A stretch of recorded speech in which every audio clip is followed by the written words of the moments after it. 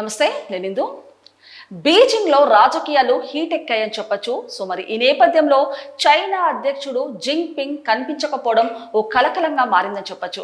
అంటే జూన్ 21వ తేదీ నుంచి ఇప్పటి వరకు సుమారు 15 రోజుల పాటు జింగ్పింగ్ కనిపించకపోవడం ఒక ప్రశ్నార్థకంగా మారిందని చెప్పొచ్చు.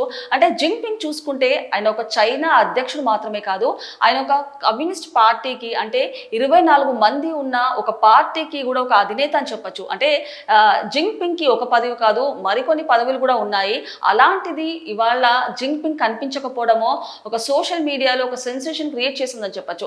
సో ఈ నేపథ్యంలో చూసుకుంటే అంటే ఈ నెల 6-7 తేదీన అయితే బ్రిక్స్ సదస్సు కూడా జరగబోతుంది. సో అలాంటిది జింగ్పింగ్ ఈ బ్రిక్స్ సదస్సుకు కూడా హాజరు కావడం లేదన్నట్టు కూడా వార్తలు అయితే వినిపిస్తున్నాయి. అంటే జింగ్పింగ్ అధికారంలోకి వచ్చాక అంటే పవర్లోకి వచ్చాక ఈ బ్రిక్స్ సదస్సుకు హాజరు కాకపోవడము ఇదే తొలిసారని చెప్పొచ్చు. అంటే ఇప్పుడు సమస్య చూసుకుంటే ఇక్కడ జింగ్పింగ్ చైనా పర్యటన కానివ్వండి, లేకపోతే మిస్సింగ్ అన్నది సమస్య కాదు, అసలు చైనాలో ఏం జరుగుతుంది అన్నది కూడా ఇప్పుడు చాలా వార్తలు అయితే వినిపిస్తున్నాయి. సో ఈ నేపథ్యంలో చూసుకుంటే జింగ్పింగ్ రాజకీయ వారసుడిగా ఉన్న వాంగ్ యాంగ్ కూడా ఇప్పుడు కొత్తగా పిక్చర్లోకి వస్తున్నారు. అంటే జింగ్పింగ్ తర్వాత వాంగ్ యాంగ్ కి ఆ పవర్ ఇవ్వబోతున్నారా అంటూ కూడా వార్తలు అయితే వినిపిస్తున్నాయని చెప్పొచ్చు.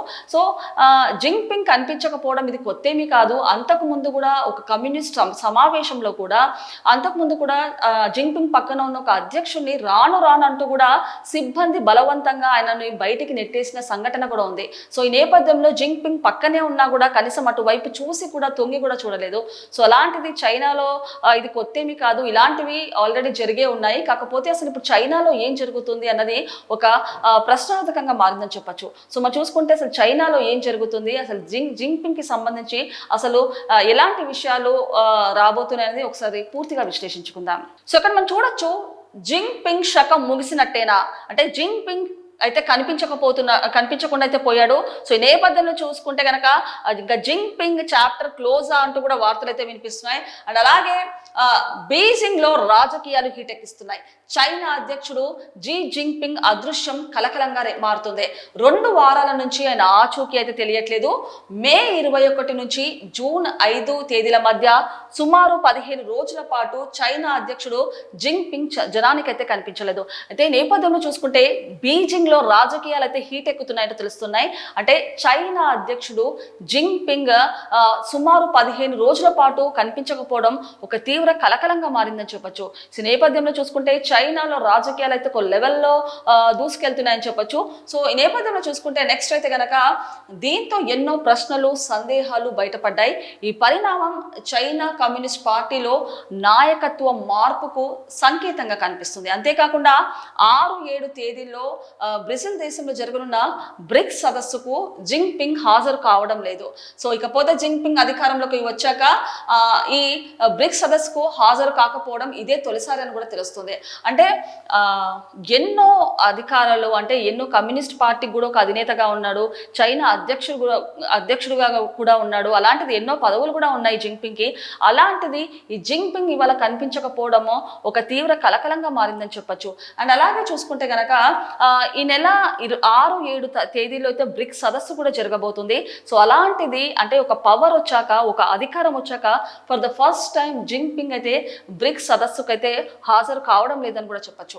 అంటే మరోవైపు జింగ్పింగ్ కేవలం దేశాధ్యక్షుడు మాత్రమే కాదు, చైనీస్ కమ్యూనిస్ట్ పార్టీ ప్రధాన కార్యదర్శి, central military commission chairman, CMC తొలి వైస్ చైర్మన్ అయిన జనరల్ జాంగ్ యాక్సియా చేతిలో ప్రస్తుతం దేశ పాలన పగ్గాలు ఉన్నట్టు సమాచారం. సో ఇప్పుడు చూసుకుంటే జింగ్పింగ్ కేవలం చైనా దేశాధ్యక్షుడే కాదు, ఆయన ఒక కమ్యూనిస్ట్ పార్టీ అంటే 24 మంది ఉన్న ఒక కమ్యూనిస్ట్ పార్టీకి కూడా ఒక అధినేత అని కూడా చెప్పుకోవచ్చు. అండ్ అలాగే సెంట్రల్ మిలిటరీ కమిషన్ చైర్మన్ అని కూడా చెప్పుకోవచ్చు. సో ఈ నేపథ్యంలో చూసుకుంటే కమ్యూనిస్ట్ పార్టీలో శక్తివంతమైన 24 మంది సభ్యుల పోలిట్ బ్యూరోలో జాంగ్ సభ్యుడు, దేశ మాజీ అధ్యక్షుడు హూ జింటావోకు విశ్వాసపాత్రులైన పార్టీ సీనియర్ సభ్యులు పలువురు జాంగ్ యాక్సియాకు మద్దతు ఇస్తున్నట్టు తెలుస్తుంది. అంతేకాకుండా చైనా కీలక ఆర్థిక సైనిక రంగాలపై జీ జిన్పింగ్ ప్రభావం సన్నగిలుతుంది, ఆయన భావాజాలపు ముద్ర బలహీనపడుతుంది. అంటే నేపథ్యంలో చూసుకుంటే జిన్పింగ్ ఒక అధ్యక్షుడు మాత్రమే కాదు చైనాకి, ఆయన 24 మంది సభ్యులున్న ఒక కమ్యూనిస్ట్ పార్టీకి కూడా ఒక దేశాధ్యక్షుడిని చెప్పొచ్చు. అలాంటిది ఇన్ని పదవులు ఉన్నా ఇలాంటి పాత్ర పోషిస్తూ సూచిస్తున్న జింగ్పింగ్ ఇవాళ కనిపించకపోవడమో ఒక సంచలనంగా మారిందని కూడా చెప్పొచ్చు. అంటే నేపథ్యంలో చూసుకుంటే జింగ్పింగ్ రాజకీయ వారసుడిగా టెక్నోక్రాట్ వాంగ్ యాంగ్ తెరపైకి వస్తున్నారు. అంటే జింగ్పింగ్ అయితే రాజకీయ వారసుడిగా ఉన్న వాంగ్ యాంగ్ అయితే ఇప్పుడు కొత్తగా అయితే పిక్చర్లోకి వస్తున్నారని చెప్పొచ్చు. అంటే ఉదారవాదిగా సంస్కరణకర్తగా అండ్ అలాగే వాంగ్ యాంగ్ కు పేరుంది. ఇక జింగ్పింగ్ సన్నిహితులుగా ముద్రపడిన జనరల్స్ పైన వేటు పడుతుంది. ఇక చైనా ప్రభుత్వం శుక్రవారం 3 సీనియర్ ఆర్మీ అధికారులను వాళ్ళ పదవుల నుంచి తొలగించినట్టు తెలుస్తుంది. అంటే 72 ఏళ్లున్న జింగ్పింగ్ కనిపించకపోవడం ఇవాళ ప్రశ్నార్థకంగా మారిందని చెప్పొచ్చు. సో దీనికి రాజకీయ వారసుడిగా ఉన్న వాంగ్ యాంగ్ ని కూడా కొత్తగా అధికారంలోకి తీసుకుంటారా అంటూ కూడా వార్తలు అయితే వెలువెత్తుతున్నాయి. అండ్ అలాగే దీనికి సంబంధించి అంటే చైనా ప్రభుత్వం రీసెంట్ గా చూసుకుంటే శుక్రవారం 3 సీనియర్ నేతల్ని కూడా అధికారులను కూడా వాళ్ళ పదవి నుంచి కూడా సస్పెండ్ చేసినట్టు కూడా వినిపిస్తుంది. అంటే అవినీతి పరంగా ఏవైతే చేశారో, అవినీతి పరంగా ఎవరైతే పాల్పడ్డారో అలాంటి అధికారులను అయితే చైనా ప్రభుత్వం అయితే డిస్మిస్ చేసినట్టు, సస్పెండ్ చేసినట్టు తెలుస్తుంది. అండ్ నెక్స్ట్ చూసుకుంటే గనక అధ్యక్షుడు జింగ్పింగ్ సైన్యం తిరుగుబాటుకు భయపడుతున్నారని, అందుకే ఈ చర్య తీసుకుంటున్నట్టు చాలా మంది నిపుణులు భావిస్తున్నారు.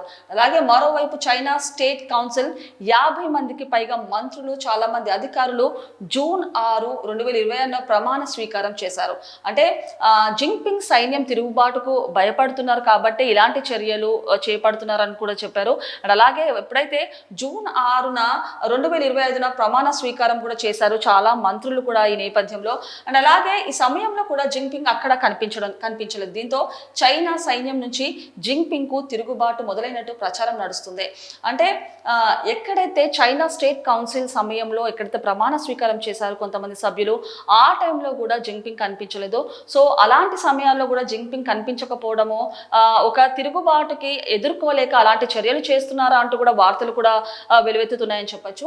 అండ్ అలాగే చూసుకుంటే ఇటీవల జింగ్పింగ్ కనిపించకుండా పోయినప్పుడు ఆ సమయంలో చైనా ప్రధాని లీ కేకియాంగ్, ఉప ప్రధాని హీ లిఫింగ్ విదేశీ అధినేతలను కలిశారు. చైనా మాజీ విదేశాంగ మంత్రి క్వీన్ గ్యాంగ్, మాజీ రక్షణ మంత్రి లీ షాంగ్పు వాళ్ళ పదవుల నుంచి తొలగించే ముందు కూడా ప్రజల నుంచి కనిపించకుండా పోయారు. సో జింగ్పింగ్ చూసుకుంటే అంతకుముందు సమయంలో అంటే చైనా ప్రధాని ఎప్పుడైతే ప్రధాని కేకియాంగ్ అండ్ ఉప ప్రధాని హీ లిఫింగ్ విదేశీ అధినేతలు కూడా కలిసినట్టు తెలుస్తుంది. అండ్ అలాగే విదేశాంగ మంత్రి క్వీన్ గ్యాంగ్ అండ్ మాజీ రక్షణ మంత్రి లీ షాపుంగ్ను కూడా ఆయన పదవుల నుంచి తొలగించే సమయంలో కూడా ప్రజల నుంచి అంటే జింగ్పింగ్ అయితే కనిపించలేదు. సో అంతకుముందు చూసుకుంటే కూడా ఒక ప్రమాణ స్వీకారం చేసినప్పుడు కనిపించలేదు. అండ్ అలాగే ఎప్పుడైతే ప్రధానిని అండ్ ఉప ప్రధాని కలిసినప్పుడు అయితే కలిశారు. కాకపోతే దీనికి సంబంధించి వాళ్ళ పదవుల నుంచి ఎప్పుడైతే తొలగించారో, అంటే ఏదైతే అవినీతికి సంబంధించి ఎప్పుడైతే పదవుల నుంచి తొలగించారో ఆ టైంలో కూడా జింగ్పింగ్ కనిపించకపోవడమో ఒక నిజంగానే ఒక సంచలనంగా, ఒక ప్రశ్నార్థకంగా మారిందని కూడా చెప్పొచ్చు. అయితే ఇదే విధంగా జింగ్పింగ్ ను కూడా మెల్లగా తప్పిస్తున్నట్టు తెలుస్తుంది. సో ఇప్పుడు చూసుకుంటే చైనా రాజకీయాలు అయితే హీట్ ఎక్కుతున్నట్టు తెలుస్తుంది.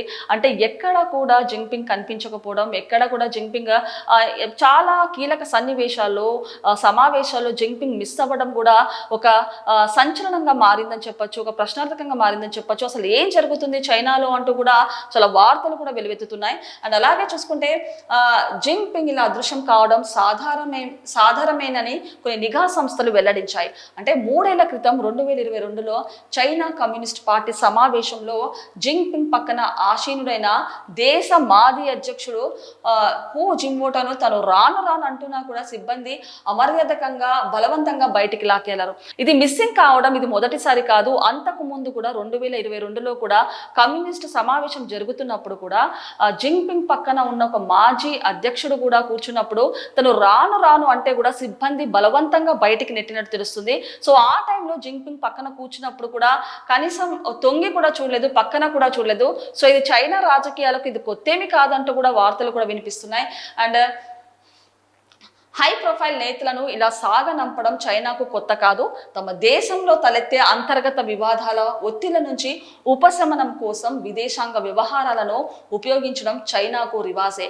సో హై ప్రొఫైల్ అంటే high post or high profile మనుషులను నేతలను ఇలా పక్కకి జరపడం లేకపోతే మిస్సింగ్ చేసినట్టు పట్టించుకోకపోవడం బయటికి గెంటడం ఇది కొత్తేమి కాదు చైనా వాళ్ళకి.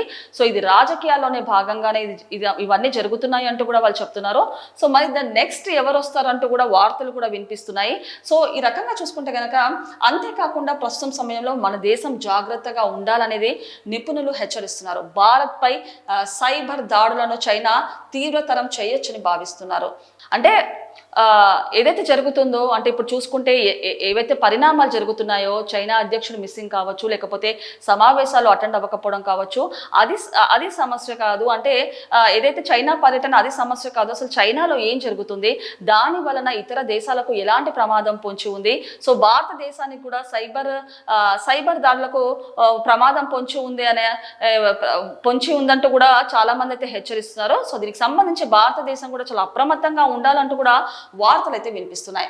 సో ఫైనల్ గా చూసుకుంటే జింగ్పింగ్ మిస్సింగ్ కేసు అయితే ఒక తీవ్ర దుమారం రేపుతుందని చెప్పొచ్చు. అంటే ఎన్నో కేసెస్ కూడా జరిగాయని చెప్తున్నారు. యాక్చువల్గా చైనాలో ఇది కొత్తేమి కాదు. కాకపోతే ఒక కమ్యూనిస్ట్ పార్టీకి అధినేతగా ఉన్న అండ్ ఒక చైనా అధ్యక్షుడిగా ఉన్న జింగ్పింగ్ మిస్ అవ్వడము ఒక కీలకంగా మారిందని చెప్పొచ్చు. సో నేపథ్యంలో అంటే వేరే వాళ్ళని పిక్చర్లోకి తేవడానికి వేరే వాళ్ళని అధికారంలో తేయడానికి ఇలాంటివి చేస్తున్నారా, లేకపోతే జింగ్పింగ్ కూడా ఎలాంటి అంటే తిరుగుబాటు ఎదుర్కోలేక ఇలాంటి చర్యలు చేస్తున్నారు అంటూ కూడా వార్తలు అయితే వినిపిస్తున్నాయి. సో నేపథ్యంలో చైనా రాజకీయాలు కానివ్వండి బీజింగ్ రాజకీయాలు అయితే ఒక తీవ్ర లెవెల్లో హీట్ ఎక్కుతున్నాయని చెప్పొచ్చు.